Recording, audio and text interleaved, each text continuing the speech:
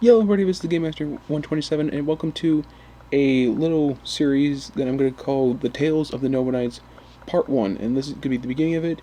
It's going to be a little series I'm going to do, and it's going to be a little variation of using the Noble Knight cards to explain the legend of King Arthur and everything else that's involved with it. And with that out of the way, let's begin. So the whole legend begins with a guy called Merlin. Merlin is a wizard and he's an advisor to King Arthur, but after the death of Arthur's father, Uther Pendragon, he sets up a challenge to help try and determine the next King of England. And so what Merlin decides to do is he sets up a challenge. It's called the Sword in the Stone Challenge, represent here as Noble Arms Caliburn. And so Merlin would wait until somebody would come and pull the stone.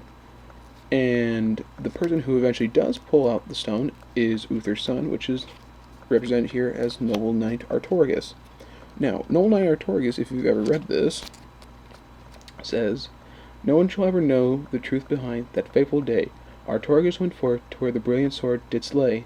'Twas the first of many feats so great, a legend through and through. We sing of him Artorigus, the noble and the brave, from the tales of the noble knights." And so once Artorigus/Arthur does pull out the sword in the stone, he becomes the King of England. And